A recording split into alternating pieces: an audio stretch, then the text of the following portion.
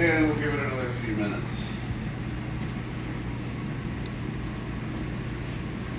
Back, folks. Sorry, had to deal with a security system Neighbors. situation. Neighbor went into the house to drop off a treat and didn't think about the alarm being on. But it's fine now. So we'll let everyone come back on if they're coming back. We got 3 now.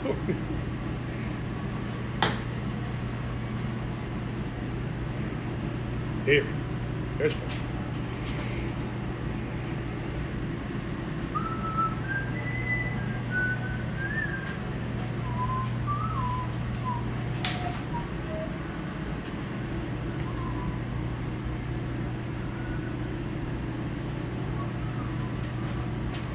Well, we might as well start, I guess.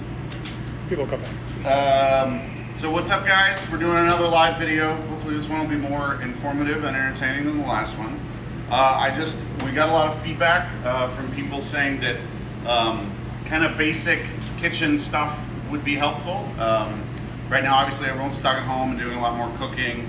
Everyone's got a little bit more time in the day to worry about how to do things better or how to do things right, according to whomever, or according to someone who cooks for a living. And so we figured we'd do a little bit of this basic stuff. I think we're gonna do an overview of just like some different kinds of knives, how to use them properly or how to get the most out of them when you're using them, and like what applications are for what. So I think we're gonna quickly go over that a little bit just based on my kit. And we're gonna move over, we got a whole bird over here, and then we're gonna basically walk you through how to break down a whole chicken and keep retain as much of the meat as possible. Buying whole birds is a really good way to go because they're usually, like, whole fryers are cheap, and if you know what you're doing, you can get a lot of meat, yield. So you're saving money, and it's more fun to be able to play with your food. So we'll do a little bit of that, and then I'll do a little bit more kind of like intermediate knife techniques stuff, which will lead us into making pretty much like almost a note for note version of our house hot sauce, which we have here at the restaurant, which we serve on several of our tacos and had on the food truck. So we'll go into that. And then hopefully at that point that'll be an hour and we'll be done. So we're gonna go till 5. Everyone that's hanging out at home or hanging out around wherever on your phone today, make sure you're tuned in to @Ramses. He's doing his Bob Ross Joys of Quarantine painting class at 6 o'clock. So follow him at @Ramses, RAMSIDS. He might pop up on the video here at some point because we'll be here for a whole hour. But so that's kind of going to be our flow. We're going to start over here. We're going to move around, and it'll be fun. I think. No promises. So first thing, I kind of wanted to just go over different types of knives. Most people will have. I got my White Claw out of the way here. Most people have in their house. Something basic like a bread knife or like a tomato slicing knife, something serrated. They'll have like some sort of take on a classic European or German style chef's knife. And then, they might have some sort of like boning knife for a slicer or something like that. Or you might just have, a kit of ceramic knives that you bought off the television.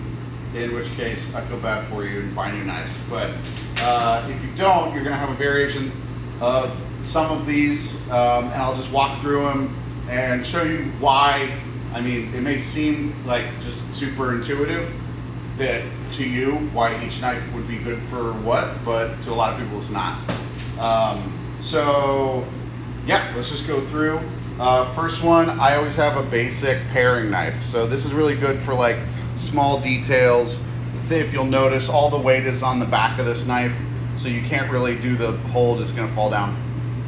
But this helps you get really good control over pivoting, turning when you're carving, and because if the blade's too heavy, it's going to be hard for you to really make precision cuts and make kind of small movements. So the paring knife's good for those little, detail kind of work. If you're making like French escoffier style cuisine where there's like little strawberries cut to look like little pigs or whatever, then you're probably gonna be doing a lot of that shit. But around here we don't do any of that, so I don't use. Because who would? I don't use many. I don't use the paring knife very often. It's not. Next guy, I really like this Japanese style. This is shun. I have multiple shun knives. I don't have my Nikiri here today because it's at home. Because it's a great knife and I want to use it at home. So if I didn't bring it, but this deboning knife is awesome. This is really good if you're deboning fish.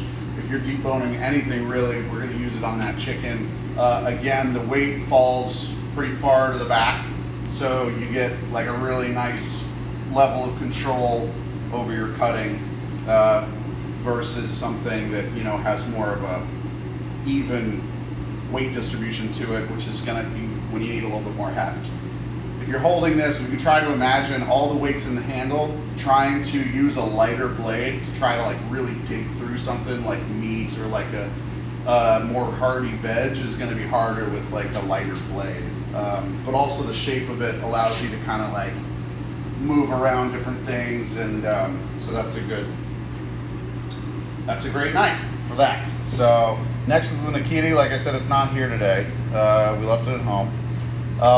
Next up, this is a Japanese style sentoku knife. So this is like the Japanese version of the German style chef's knife, which looks a lot like this. Super basic. This is just a Dexter utility, just kitchen knife. We have a whole rack of them. But this, if you see, the blade is heavier. The balance point is a lot further forward. This is really this is a worker's knife. The sentoku is the kind of mainstay Japanese equivalent of the Western style chef's knife. Meant to be held at the pivot point here, just above the hilt. You get a really good amount of balance. It's a good between power and cutting ability. And it's looking crazy right now. Two knives. I'll put this one back. But yeah, so the weight is different. It's used for, it's a good all-around chef's knife.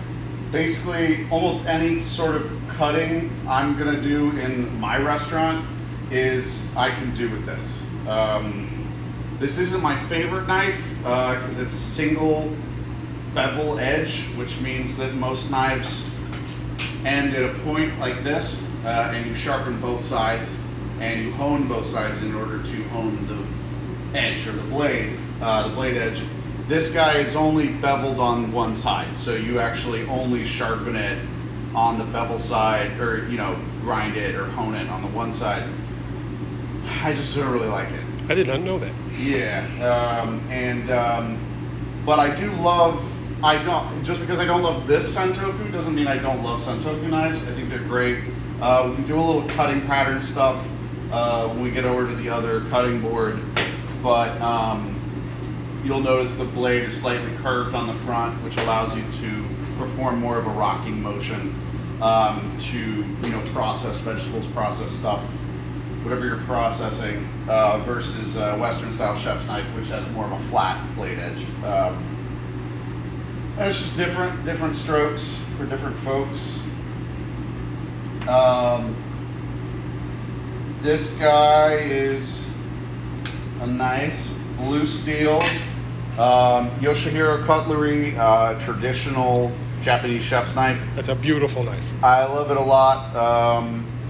It's got a really awesome mahogany handle. It's very similar to this is described as, it's very similar to the Nikiri that we were just looking at, if you look, but it has a bit more of a stark angle to the blade edge up here. The curve is more pronounced, so you can get a good kind of rocking pattern. The hilt is farther down. The balance on this is amazing. It's a really good middle point. Raw steel on the top, which is, I don't know if you can really see, but it turns blue. Anyway, so this is a Kiritsuke versus a Sentoku. Wait, there's an orc present? when Nerd out. work presence, it glows blue. Yes, like Sting from Police. From the police. Yeah. So this is a good workhorse. It's got a lot of heft to it. We're gonna need to cut through some bones over here, so we're gonna use this guy. This here. Final one I like to carry is this is your basic like sashimi blade. Japanese style, looks very Western European, looks very German, but this is actually a molybdenum steel sashimi sushi knife made in Japan. Super pliable. The blade is extremely thin. This is the knife that you don't want to hit at the bottom of the sink with your hand by accident when you're doing dishes, because it'll just slice you open and you'll bleed for like 5 minutes because it's extremely sharp. And it goes deep quick. But this guy's really good if you notice how the blade length, I mean, I don't have the smallest hands in the world, but like I can't even span the entire blade with my hands outstretched. Basically super thin because you're not doing any chopping with it. It's not meant to be used to chop. It's more meant for long slicing movements. So you don't want a knife, if you're cutting a big side of, you know, Ono or something, you don't want to be using something like this, because then you can't even span the entirety of the cut or the fillet or whatever you're working with. But also you have to make many more little strokes, which can destroy the meat. If you're cutting something that you bought at the Tokyo Open Air Market that you paid $1,000 for that's this big, you want to make as few knife strokes as possible, and just to maintain the integrity of the meat or the produce, whatever it is. So it looks pretty, and so you're not just smashing it up, because that's really what's going to happen if you use something like this. If you try to saw with like the boning knife, or even if you were to use a lot thicker blade like the Santoku, which I don't know if you can see, but there's a pretty stark difference in the width of the blades. So that's what that one's for. We're not going to need the slicer because we're not making sashimi today. We're not going to need the Santoku because, I mean, we could use it, but I'm not going to. We are going to use the kiritsuke knife, and we are going to use the boning knife for the chicken. So those are our two implements that we're going to be using for that. Excuse me. And for anyone who's joining right now, sorry that we had a little hiccup at the beginning. The alarm system in my house went off, so we had to address that real quick and restart the video. But thanks for joining us if you came back. And if you don't, I totally get it. If you didn't, I totally get it. We have a question from Ricky. Okay. Hi, Rickster. Which do you use to cut the cheese? I use my turd cutter for that, actually. Hope that answers the question. Set. Yeah, I hope that you threw up in your mouth. You dirty boy for asking that question. We're going to take a quick White Claw break here for a second before we move on to the next station. You have, oh, we're matching. It's because we're partners in business. Yes. So anyone else tuned in who doesn't know who we are by our voices or our appearance, I'm Sam. I do most of the food, run the food program here. Also co-founder, co-owner of Three Legged Tacos. Behind the camera is my business partner, Paul Zielinski, who is kind of an all-around man of many talents. And we complement each other in that way. And that's what brings us all together in this crazy, I'm making myself sick, so. No, not alcohol. Yeah.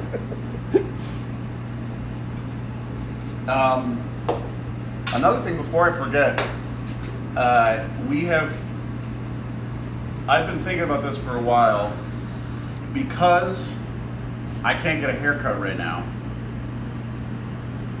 I've been looking for excuses to shave my head or shave it into a mohawk or something and do it in a very public forum. Maybe in doing so we could raise some money for something that's a cause that's important to us and just important right now with the pandemic and everything going on. Or maybe it's something as simple as just like, you know, help us get in front of people's eyes.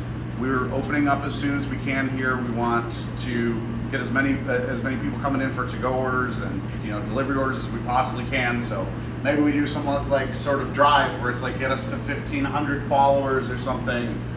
on Instagram, and if we do it, I'll shave my head, and if or something like that. But if you have any suggestions, definitely send them to us.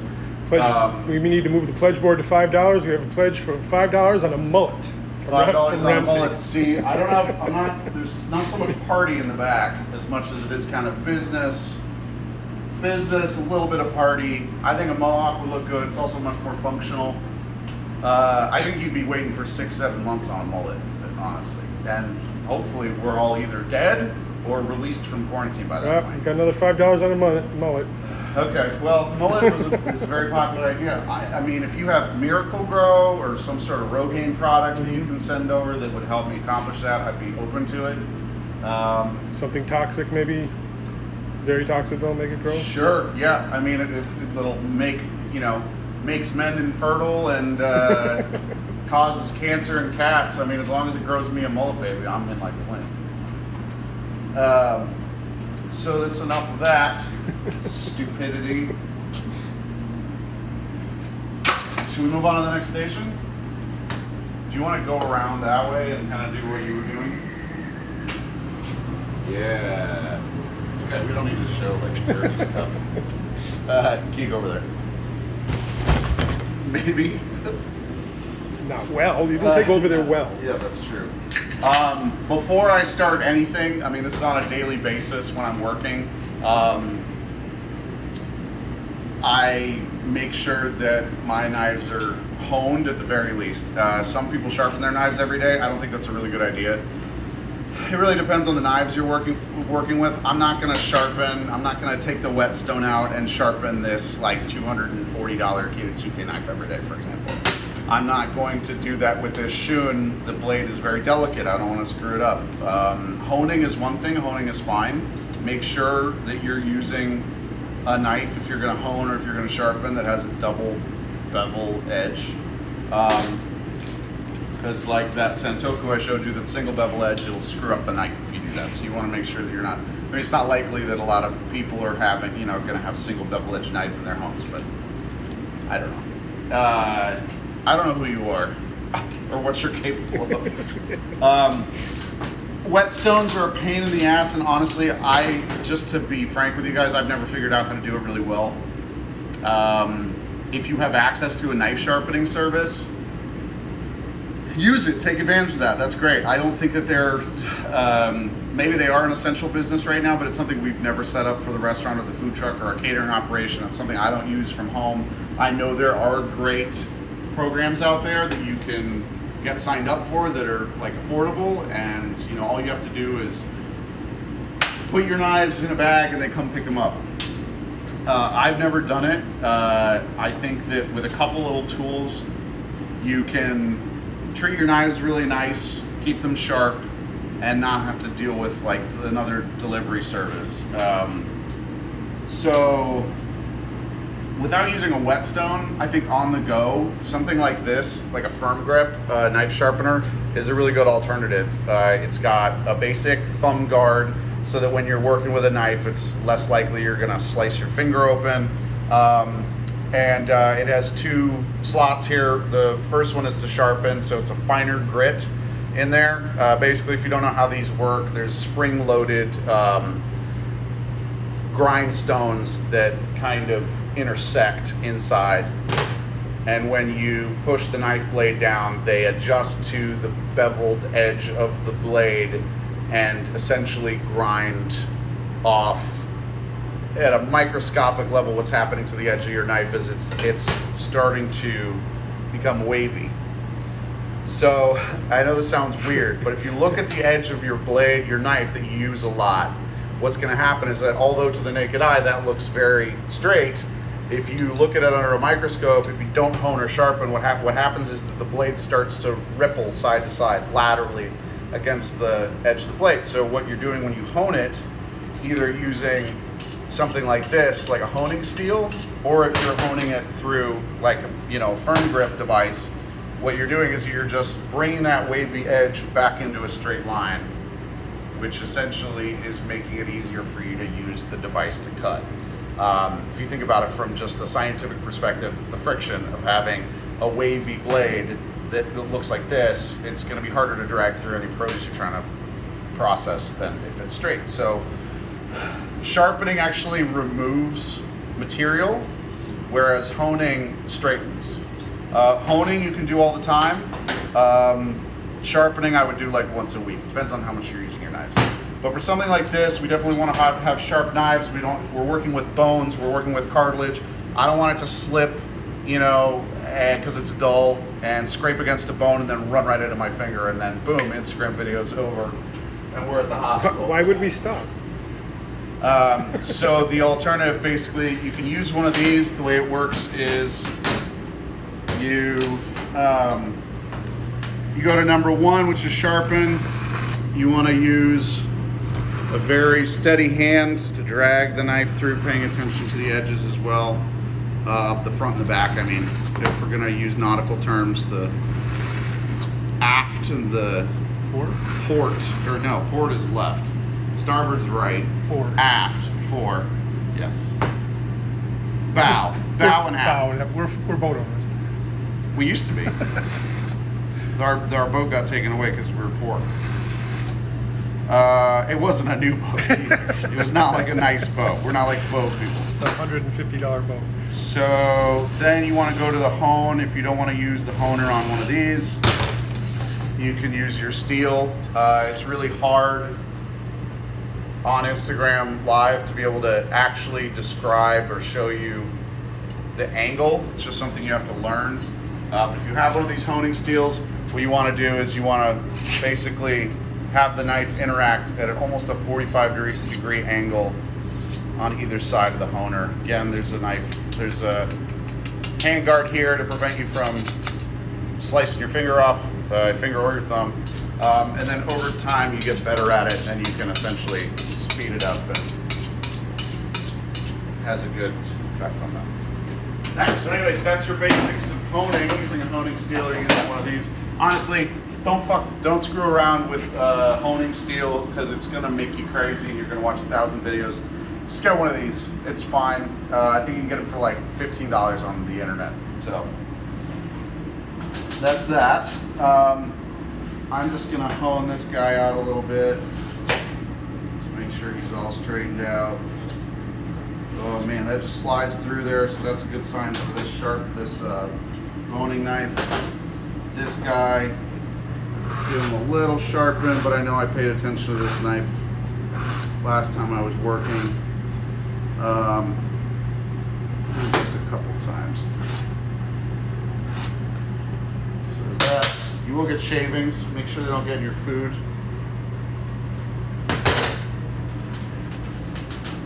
All right. Now I think we're ready to total out this bird. Any questions so far? Is anyone there? Yeah, we've got 10. All 10. right. Good joining. But a wavy blade was my nickname from. Wavy blade? Yeah.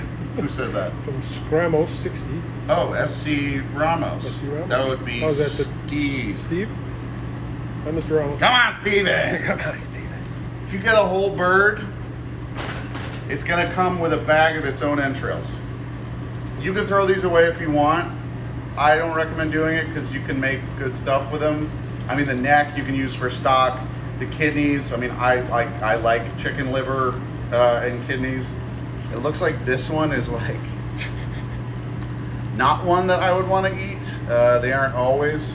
So think about conservation and using all of the animal if you can, and if it's gross, throw it in the trash. Obviously the cavity's empty. Usually when you get whole fryers, that's the case. This is the penis. No, I'm just kidding. That's the neck. Don't at me. Basically, it's fully processed. I mean, it's going to be real hard for you to find a bird that you're going to have to eviscerate yourself. I mean, they're always going to come like this. And I don't know what kind of person you are that you would want to do that, as opposed to paying practically the same price for a bird that's already processed to this point. So anyways, first thing we're going to do is we're going to get in right here. Now, I'm no expert at this. This is just how I know how to do it. You're going to want to get the skin basically separated. There's a joint right there, or a bone, sorry, well, a bone and a joint. You can kind of hear it crackle. So I just want to, for right now, get it down to that point. I'm going to do the same thing on this side. I'm going to just get the skin cut down so this guy is kind of free. So it can work out. Yeah, and then I'm going to grab on either side and I'm going to break that. So if you see that joint coming up, that's separated, and now we can take the blade, now we can cut in there and separate the leg from cavity. So there you go. We got a leg quarter, number one. I'm gonna do the same on the other side here. I'm gonna use this guy just to give you a better idea. You'll see that, that's the joint. If I need to cut into the bone, I use my sharper knife, boom. Second leg quarter. Ready to be packed in styrofoam. Exactly. So at this point, you know, we want to be keeping as much meat on every section that we cut off as possible. So as you see here, there's not much left on the carcass. We are going to save the carcass though, because we're going to, you know, we can use it to make stock. You know, you can stick it in your friend's back pocket and laugh as hungry stray dogs follow them around everywhere. It's up to you. Wings, that is fun. That is fun. Wings, I don't know if I want these ends. I'm going to make sure that the joint is separated on these two. And you know what? I'm going to cut the wing ends off this, or save them for stock. But we're not going to eat them. So I'm going to do the same to these guys. Switch knives here. I got to get in, got to find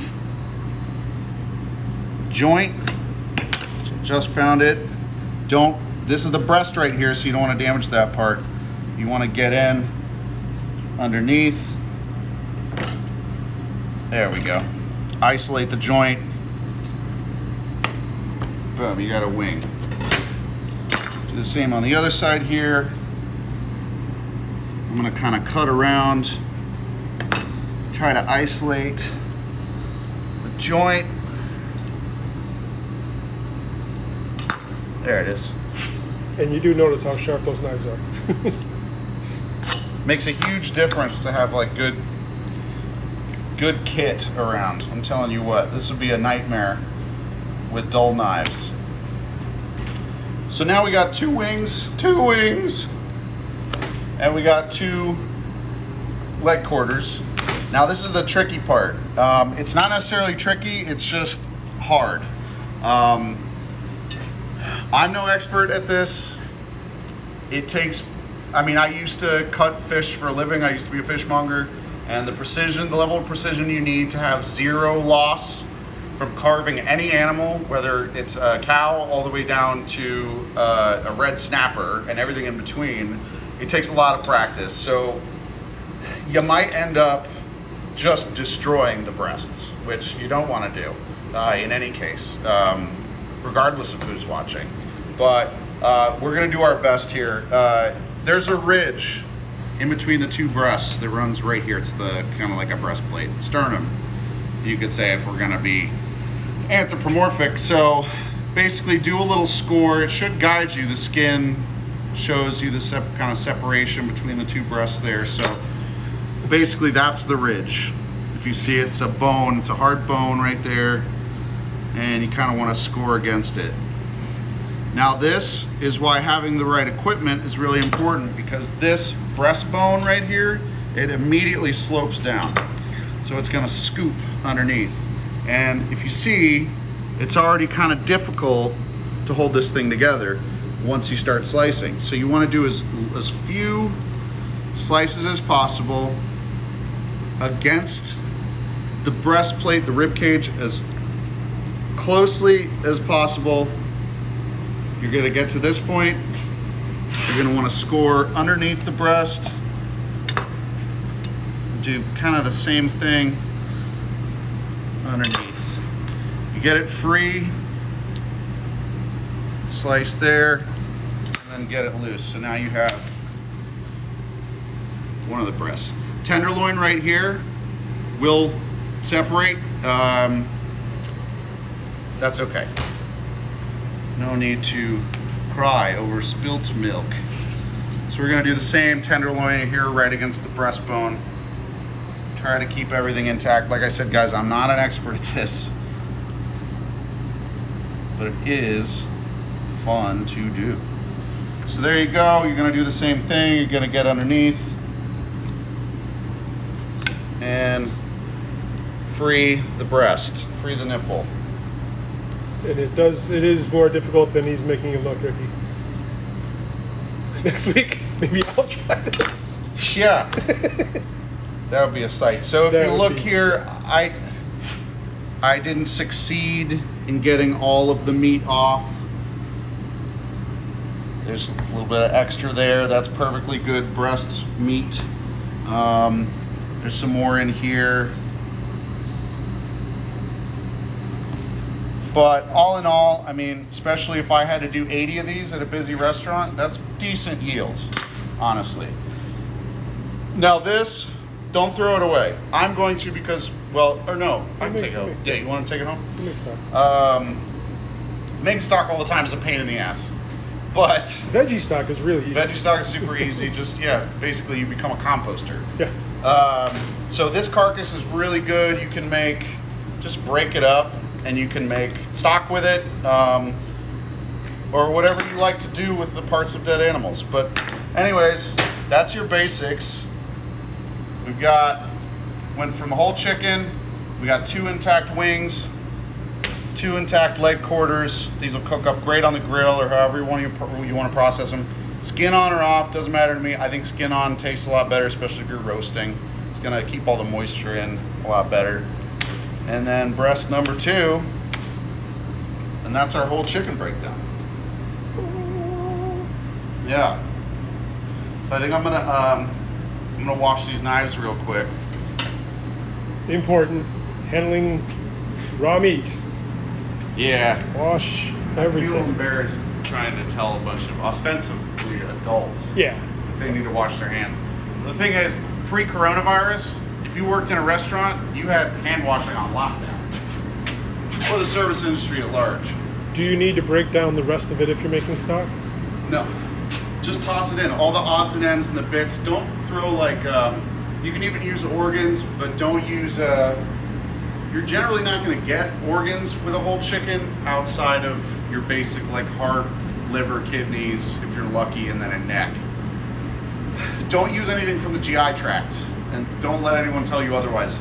If you're an expert and you know how to clean like pig intestines in order to use it, or like tripe from beef in order to eat it, if you know how to do that, then you're probably not watching this video because you know what the fuck you're doing, and you don't need to listen to me tell you. So just stay away from everything. Cardiovascular system is good. Stay away from anything GI tract. Any more questions? Yeah, that was it. Yep. No, and then, like I said, Ricky, that is difficult. That was done in about what? 5 minutes? 7 minutes? Oh, I mean, if I'm not demonstrating it, you can get to the point where you finish a bird every 10 seconds or so. Or not that quick, but like 20 seconds. If you're really moving. But if I were to do it, it would take about a half an hour, and I would probably lose a finger. Well, that's why we're doing this video. And Ram says, yes, don't eat the beehole. Just, you can never... Don't eat the beehole, yes, no, of course, as always, sound, mature commentary from Mike, I love it. Always It works talking well. about assholes. Well, it happens. See, it started here, and now it's that. He's so vulgar.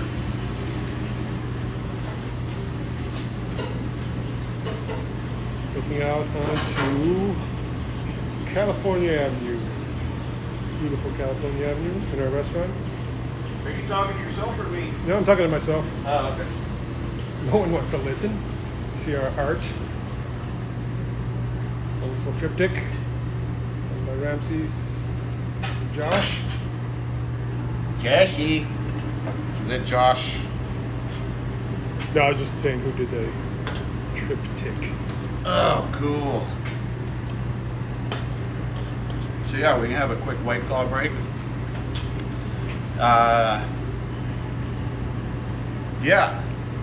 What's going on? Oh, shoot. Yeah, I was just saying. Time's flying. We got 20 minutes to make this salsa. I guess it's not necessarily 20 minutes, but I don't think we want to do more than an hour of this. Yeah, we started.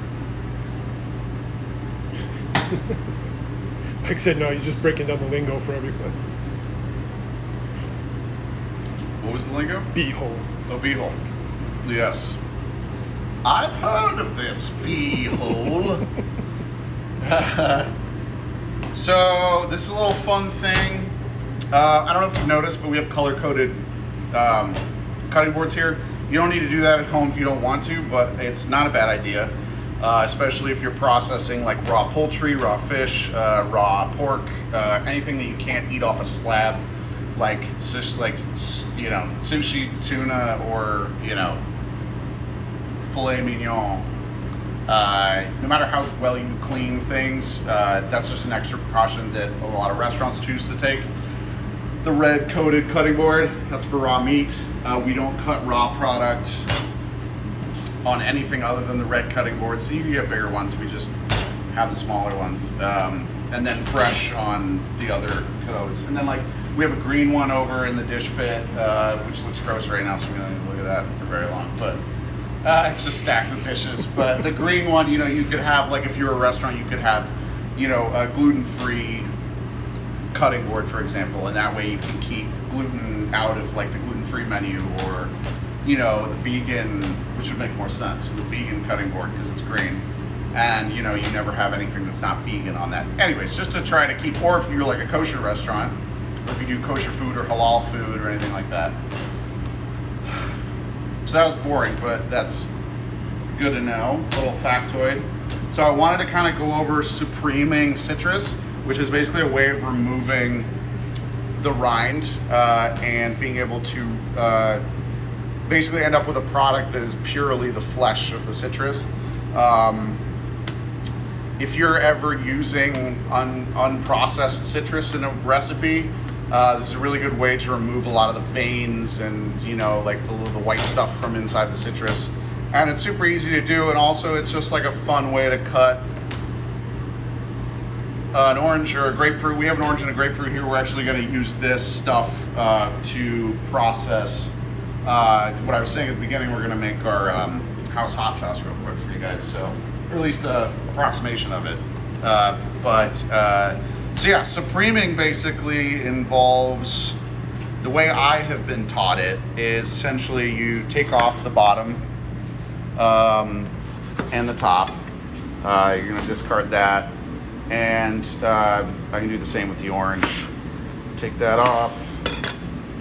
And then you're going to use, these are both great tools just in general. I mean, if I had my Nakiri knife, which is basically like a flat, long, thick kiritsuke, so it's it's wider and it's less lengthy. This is a gross conversation. You knew it was going to go that way. I did, yeah. I could feel your teenage boy rising. Oh, that's even worse. This made it worse. God.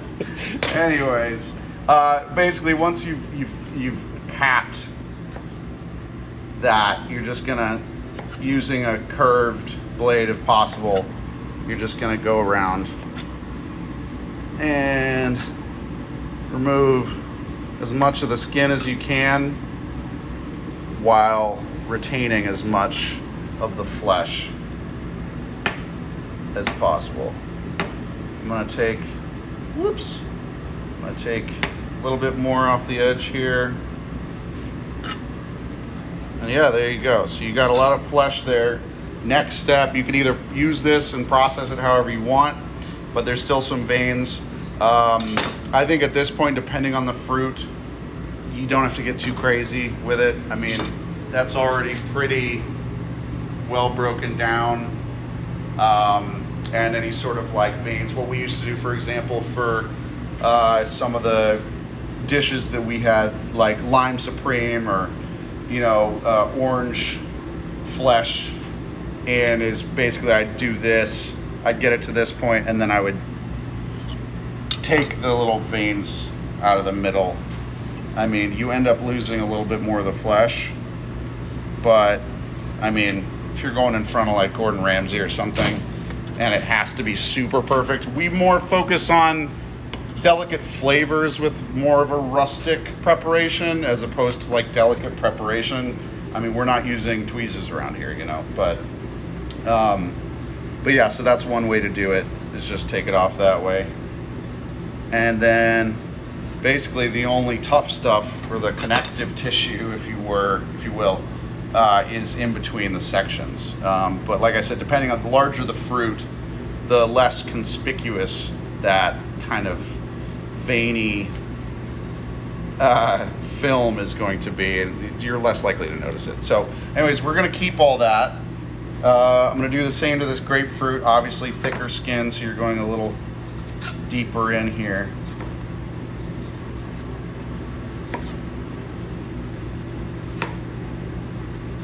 Just getting all that off. If I was at home, that would be going in the compost. I am not.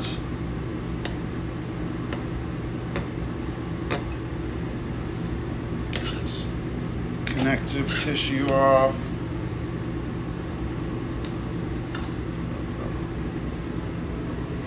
And same thing. I'm not gonna, you want to get rid of any seeds. Grapefruit seeds are the worst. Unless you're a grapefruit. Unless you're a grapefruit. Trying to make a dynasty. There we go. We got any more seeds out of here?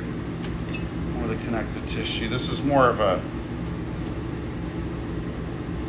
for itself exercise right here. I really only need the juice from these. So we got some of that. I'm actually going to snag a couple limes. And I'm not going to process those. I'm just going to turn them into jugo. So, Pretty colors. we got some rags are, but just get some of this off here. I'm a nut when it comes to a clean station, and I'm telling you, if you're cooking at home or if you're cooking at a restaurant, doesn't matter.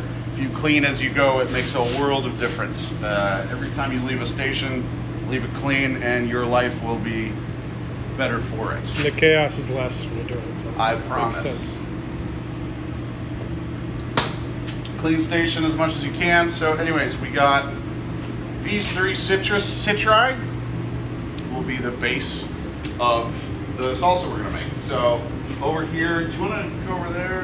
I don't know, what do you feel like? Yeah, get a little glare out of the back windows. I got Front some window. salt and pepper. I got some peeled garlic. I got some toasted chile de audible. You can find these anywhere. I pre-toasted these, but this is very simple. When you're toasting dried chilies, you don't want to cook them. What you want to do is just toast them lightly. If you put too much heat on dried chilies before you use them, they become bitter, and you basically have to throw them out and repeat the whole process again. And you don't want to do that. So if you can, especially if you're working with smaller chilies that burn easily, and this goes for Mexican cuisine, it goes for Thai cuisine, it goes for anything that you're using dried chilies or toasting chilies. Toast them up until the point where you think they're done, and then right before that, take them off. So do not let them blacken, do not let them blister. Just get a little toast on them. I don't know if you've ever seen these before, but when they're untoasted, they look pretty bright red. So you notice just a little difference in there. I like to use a little garlic powder, just a little bit of vinegar. And this one's I'm gonna make this one a little more pulpy because I don't want to throw away the flesh of the citrus that we used. So I got the Vitamix decanter in here. I'm gonna toss in the grapefruit. I'm gonna toss in the orange. I'm going to toss in our garlic powder. I'm going to get a big conker here. Juice this up. Oh no! I gotta get these out.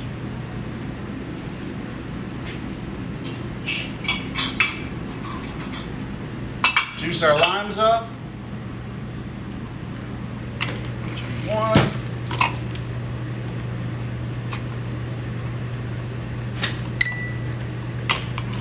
2.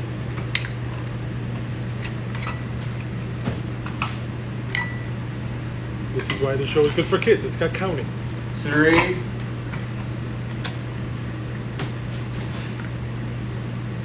4. 4 lime hops. Banger in there. I'm gonna go with 1, 2, 3, 4, 5, 6, 8 garlic cloves. Who cares? Doesn't matter. Go with your heart. A bunch of these chiles de árbol. Man, I'm just gonna do the whole thing. Spicy. A little bit of vine gar. Adds a little acidity to it. Also serves to kind of pickle the veg. And then just a little bit of salt, kosher salt, black pepper. Go with your heart. It's hard to do too much salt in these situations when you're dealing with dried chilies, and garlic absorbs a lot of moisture as well. So, or salt, whatever. So let's get this guy out of the way. Get these out of the way. I might need this, so I'm gonna keep it over here. Got our Vitamix lids. Garlic, I'll put that away. So we might need a little bit more moisture, but we'll see. We'll just start it going here. Whatever kind of, doesn't matter. Whatever kind of processor you have, start it out on a low.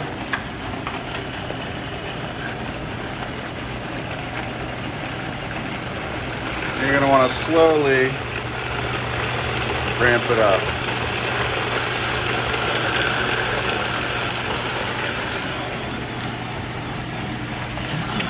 I don't know where our cap is, so I'm gonna use that.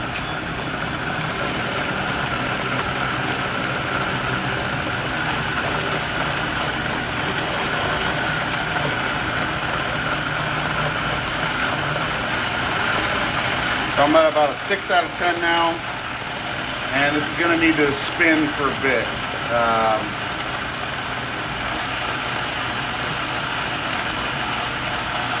The longer it's in there, the more red it's going to turn as the chilies start absorbing more of the moisture, more of the liquid.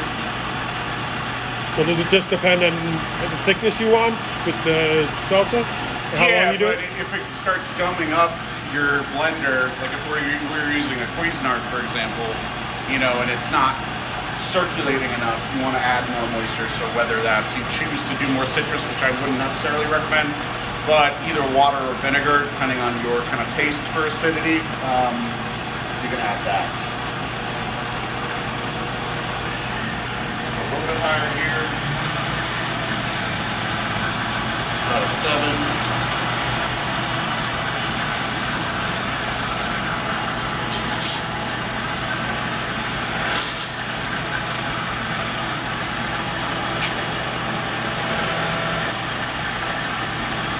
It's getting that really nice kind of clay red color. We use toasted chiles de árbol, so they're going to have a bit of a darker, less kind of vibrant red color, which is what chiles de árbol look like when you buy them by themselves. But so they have a really nice, complex, kind of earthy flavor. And with the acidity and the level of salt, it'll be good as a table sauce, whatever you want to do. Just be warned, chiles de árbol are spicy, so they're made for a spicy salsa. It's more of ours is more of a table salsa than it is a salsa for putting on your chips, like a salsa Americans would think of as a salsa. And this is a slightly different version. But we can give it a little taste here.